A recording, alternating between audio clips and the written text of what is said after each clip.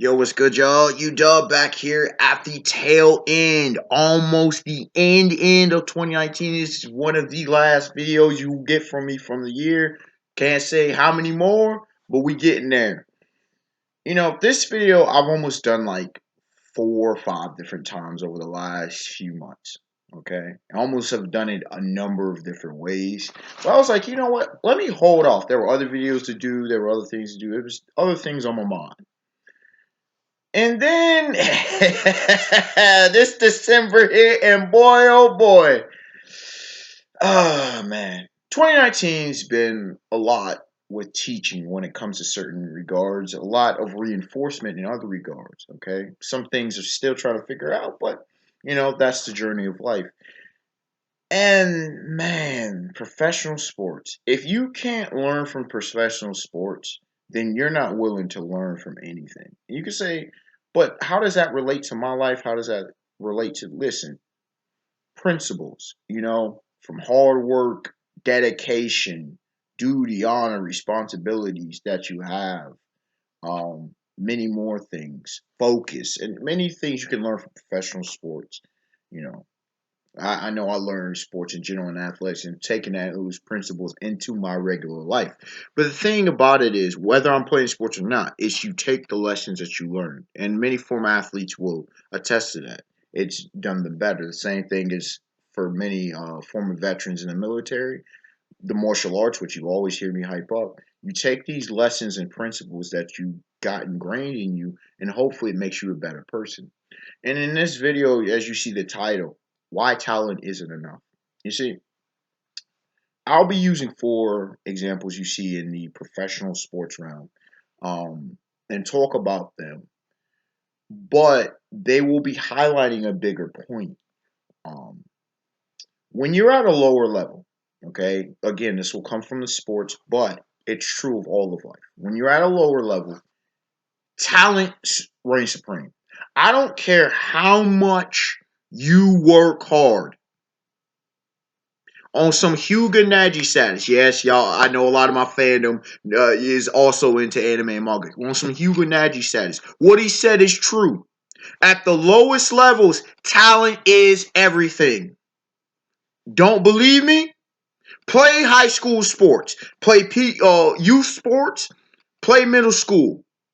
If your ass is sorry, your ass is going to get blown out by 40, 50 points on the basketball court. Your team will get destroyed. They will bring in their second or third string. If you're on the football field, your ass will get blown out by 5, 6, 7, 8, 9, 10 touchdowns. Okay? If you're on the baseball diamond, your ass will get beat by 13, 14, 50, 20 runs. That's the reality. That is simply that. Tennis, 6-0, 6-0, 6-1, 6-1. That's what you'll see. I can go time and time again. You want me to go volleyball? You want me to go rugby? Whatever sport, you can take it. At the lowest levels, talent over everything. The series All Out showcases this. The series Kuroko no Basket showcases this. You need talent in anything. If you don't have talent, if you get a bunch of kids off the street that don't know what they're doing and don't have talent, boom.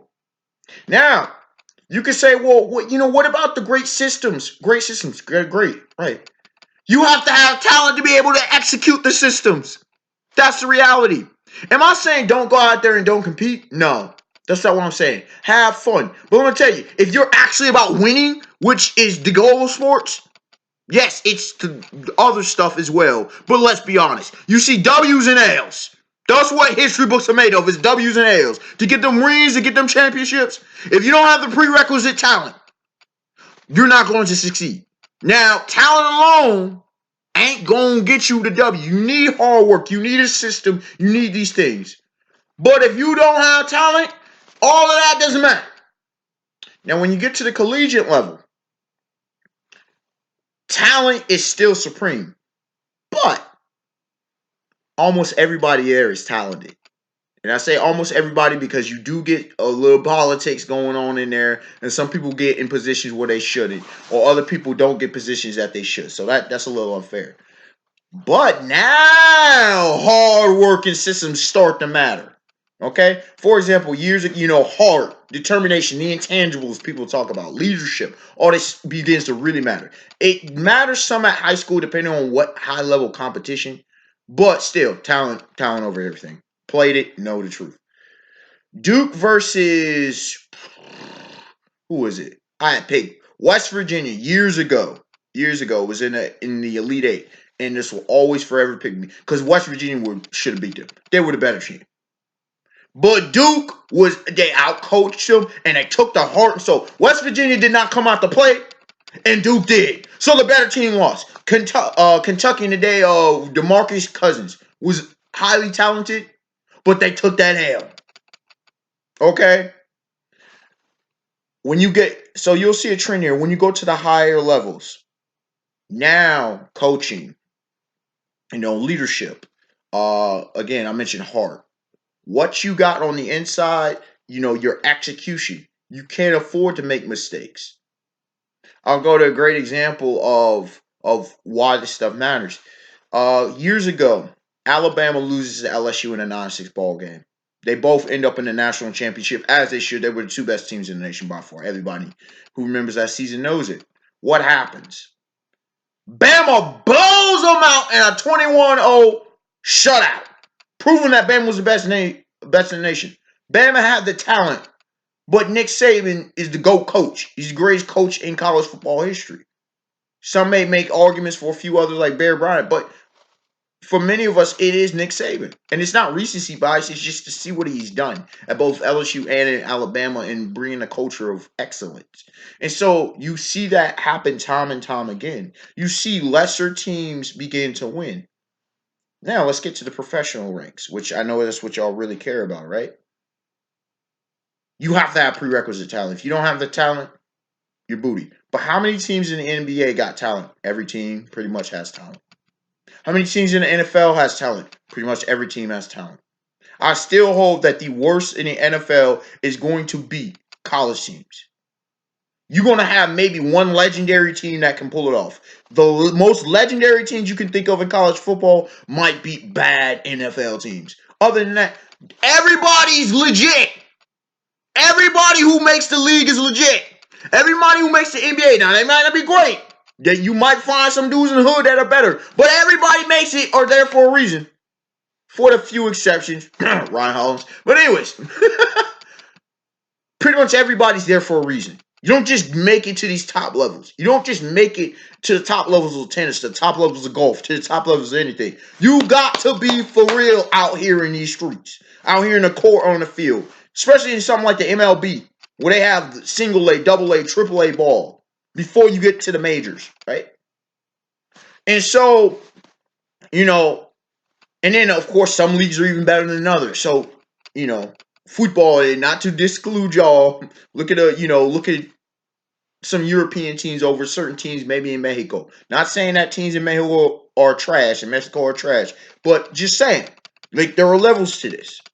Okay? Why is talent not enough? Well, here's the thing. All right. I'll use 4 examples as you see in the thumbnail. You got the Dallas Cowboys this year. You got the Cleveland Browns this year.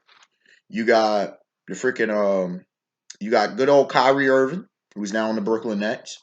And you have good old AJ, Anthony Joshua.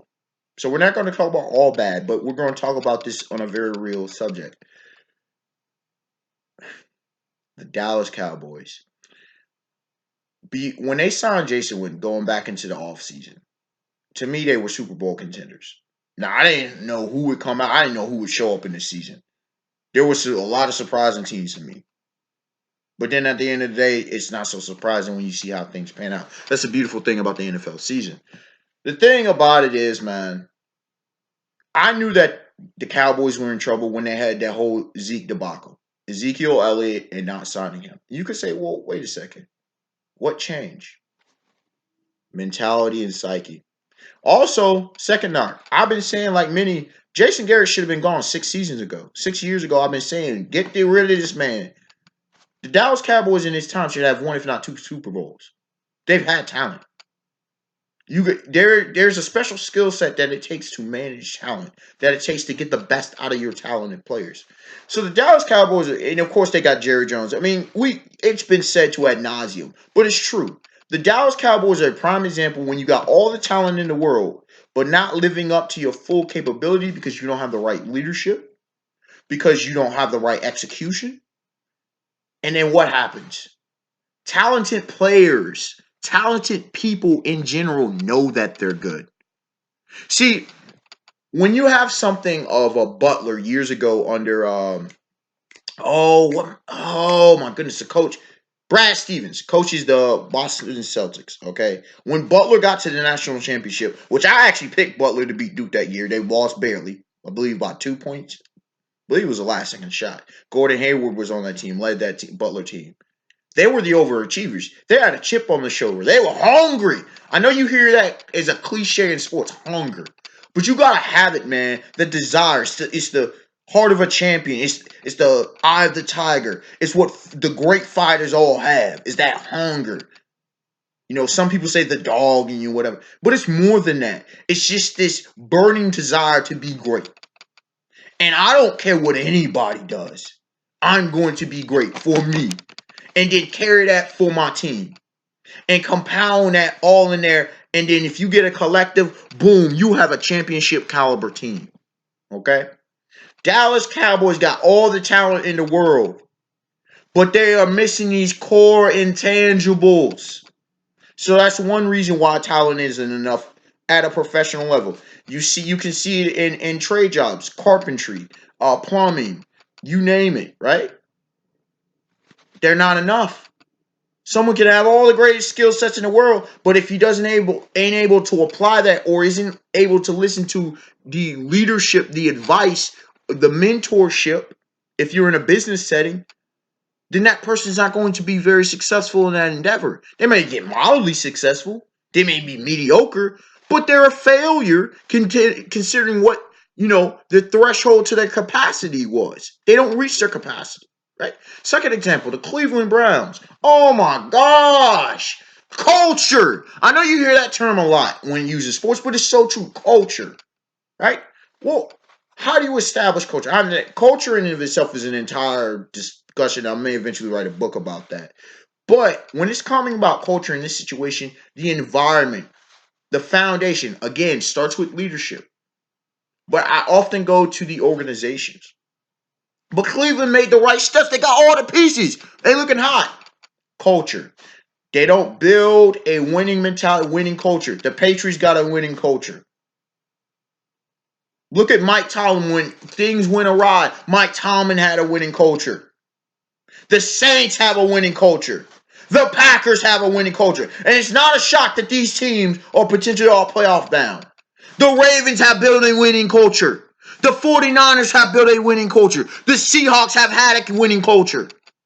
And what is a winning culture? The winning culture says it doesn't matter what goes wrong. It doesn't matter what adversity, who we lose, we have our eye on the prize. Right blinders on.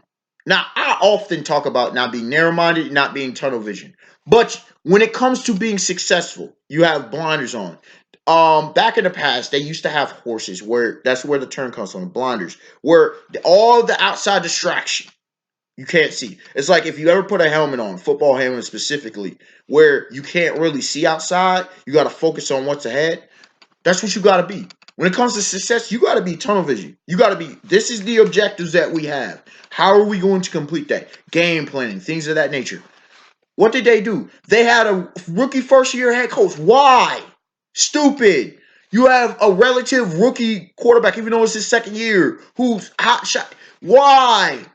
You can't have both, a quarterback that's young in this and then buddy him up with a first-year head coach. You're bound for failure. On top of that, you don't have a culture to, raise it up. Raise it up. Look at Lamar Jackson. With the good old Ravens. And look at what cylinders in the running. Look at how encouraging the players are each other. Look at what the coach does. He has a belief in it. And it ain't all talk. And that's the thing. They build up all these expectations. The Ravens come in blue collar, do their damn job. The Chiefs, another winning culture. Andy Reid, proven winner. Even though he ain't got a ring, he's a proven winner. Look at what happened. Patrick Mahomes. Look what happened. He goes down, doesn't matter. The Saints lose Drew Brees, Sean Payton and them. They say Teddy Bridgewater, who's a proven starter in the league, comes in, wins you 5 games. It's Aaron Rodgers is aging. Doesn't matter. Gets it done. Defense shows up. Coach, first year coach. See, this is the difference. You could have a first time head coach or whatever, or a new head coach when you got somebody like Aaron Rodgers. Because the coach is already there. The leadership's there. The support is there. The family community structure is there. Now, someone like Kyrie Irving. Listen, I'm not late to the party. Anyone who knows me knows I've been talking about Kyrie's non-leadership for years. Well back to Cleveland days. Now, here's the thing about me in all transparency. I remember, they say Boogie Down. I still remember the crossover he did years ago in the All-Star game. I say he's, up and coming star. But I've always been skeptical of Kyrie Irving ever since his Duke days. I remember he's, around the same time coming out of high school and stuff, right? Kyrie, he comes in and I saw at Duke. I'm like, I didn't see leadership. I didn't see true winner. He's got all the skills in the world, but I didn't see a winner. And that's not a knock against Kyrie. Some people are winners, and I'm going to call other people losers. Some people end up being losers. But he didn't have a winner's mentality. People talk about how clutch he is. Let me tell you about clutch. Clutch is a very specific situation to where pressure. That's different from handling pressure. But winner mentality is the whole game, whole season. It's a marathon. Clutch is a sprint. A lot of people can be clutch, but can they be a winner? No. Now, some people who are clutch, you put them in the right situation. Kyrie Irving with LeBron James and those Cleveland Cavaliers, you can get him to win. But he didn't have winner's mentality. Dog. Track record matters, ladies and gentlemen. The great one. Dog. Kevin Love was a little bit different, but nobody considers Kevin Love the, future Hall of Famer, but nobody considers K Love. I love K Love. I love K Love out of UCLA. But he just was on bad situations when it comes to the Timberwolves, right?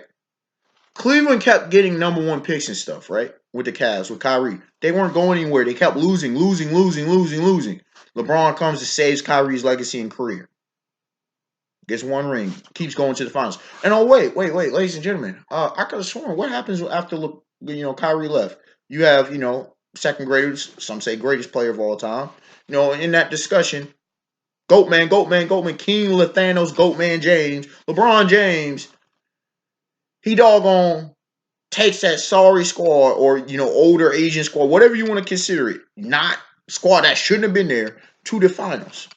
Kyrie's on the bench. All right. Cleveland rises up, takes that same Cavs team to a game 7 of the Eastern Conference Finals. Okay. What happens? Kyrie, people want to blame Gordon. It wasn't Gordon Hayward. Gordon Hayward played well when Kyrie wasn't there. Gordon Hayward was playing well this year. I hurt Gordon Hayward, might I add. And but Kyrie played. But they don't reach their potential. I kept telling people before he left, you saw the way he wanted out of Cleveland. You could say he got done dirty, but listen, you wouldn't be on the trading block more than likely if you were showing up like that. Or if you want a problem. Kyrie's a problem. He sucked at leadership. He's got emotional. Listen, bro, a lot of us deal with it, and that's fine. And not everybody's a leader. Just because you're the best player, just because you're the most talented, doesn't make you a leader. That's fine. But then he goes to Boston. And then the second year, he tries to make, I want out, in Boston, if you'll have me, da. Then he sees how hard it is to be a leader. Been a leader in many situations. Let me tell you, being a captain, being a leader, it sucks. Especially when things don't go well. And I didn't have the talented squad that Kyrie had. Never did. It sucks to be a leader, but it's necessary. You got to learn how to be a leader for most of it.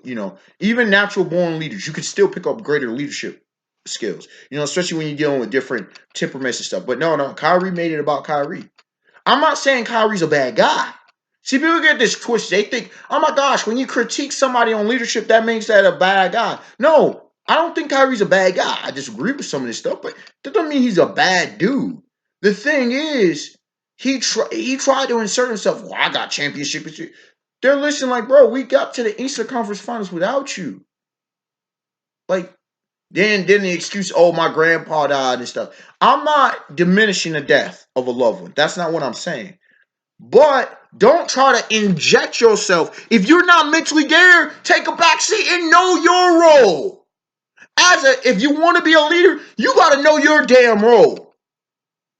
Okay? LeBron James had to even learn his damn role in Miami and learn how to really, really be a leader because he was thrust in at a young age. Kyrie tried to interject himself instead of molding with the team and becoming that. Kemba Walker this year is a leader. He's been a leader. He's just on bad teams and with the Hornets. But Kemba Walker's been a leader. He was doing that, and he brought that same leadership mentality, that winning mentality, even though he was on bad teams. You can say, wait. You said Kyrie was on losing, but that reflects on Kyrie. Kemba Walker, you're saying he was on losing, but that doesn't reflect on Kemba. Because Kemba was giving everything he had. He just didn't have the talent. Okay? He didn't. The Cavs shouldn't have been his. And also, Kemba's not as talented as Kyrie is. He's close. He's a good player. He's a really good player. So some may argue a great player. I rock with Kemba.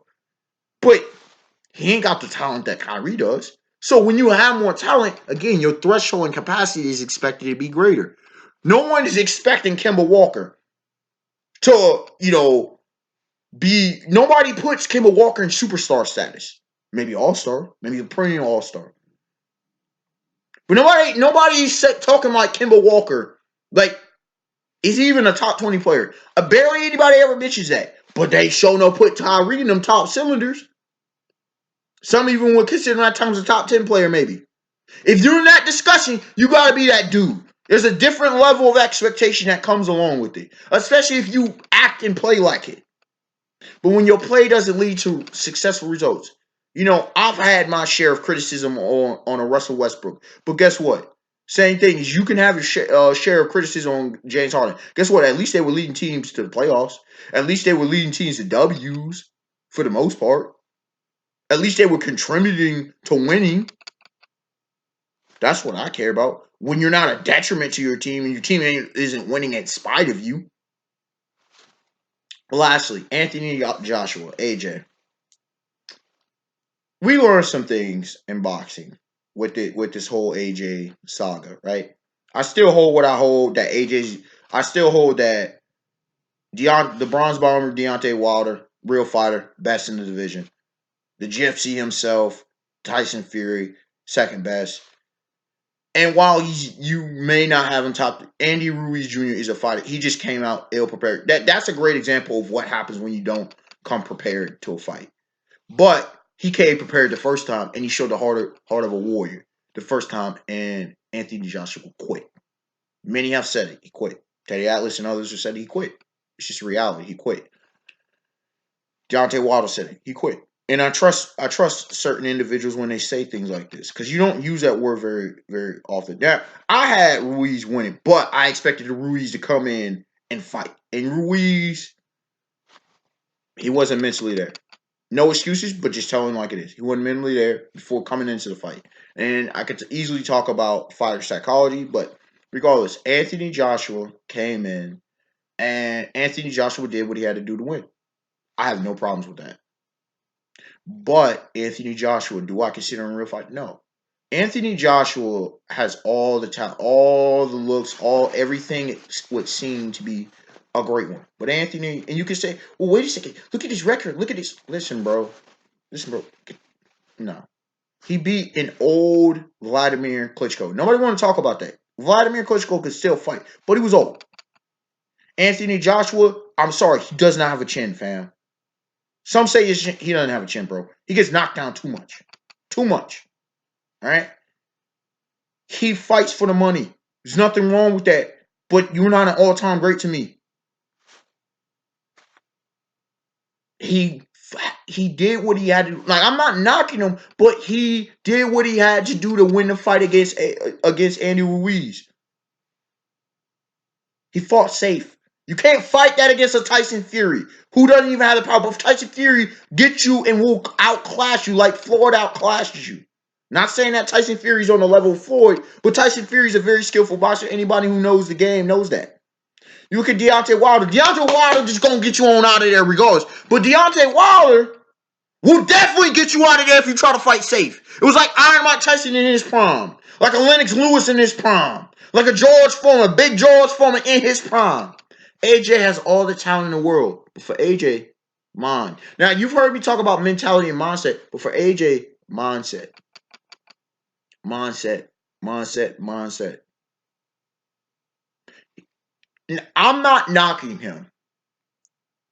I'm judging him on the highest criteria. And plus, boxing and boxing's different from other endeavors that you do. It is. You say, well, wonder, but he's a champion. There have been a lot of champions, but we don't remember them as the great ones. I'm comparing him to the great ones, right? And I see what the great ones did, even in losses, in some cases. Joshua did what he had to do to win, but I look at him, I'm still not convinced. Why am I not convinced of a man with his skill, with his potential talent? Why am I not convinced? Because I've never seen what it takes. He just has used his talent to bully and win. It's what I said about the the major critique I had of Ronda Rousey when she was at the top of her game is that she was bullying. Okay? You look at in a reflection, look at someone like Amanda Nunes. She just comes out there. Amanda Nunes has 4 losses, y'all. But Amanda Nunes, my man, is considered the greatest female MMA fighter of all time. She's not the winningest, as far as I know. But you see what she does. Someone like Cyborg was so feared. Why? Because of what she did. Because of what she brought to the table. Okay? Regardless of what your views on Khabib is, I'm more critical of him. But regardless, he keeps winning. There is a reason he keeps winning. You can go on and on and on. But you can tell the difference between just talented and true greatness. Unexpected Warning, like, comment, subscribe. Tell me your thoughts. I know this whole video, and I know it ran pretty long, but this whole video is a great conversation starter. I want to hear what y'all have to say. And what are y'all experiences with the very talented? Because most of us have been amongst more talented people. But a lot of the best talented people were some of the hardest workers I ever encountered. But I've also been with seeing talented kids who just tried to rely on their talent. And it didn't go well. It didn't go well. Because if everything's not ideal and optimal, they're great front runners, as people say, right? But when rubber meets the road, when adversity hits, when life gives you more shitty situations, what happens? Just saying. All right, y'all. Have a beautiful day, beautiful night. Till next time, stay warm, stay safe out here. Have a beautiful New Year's.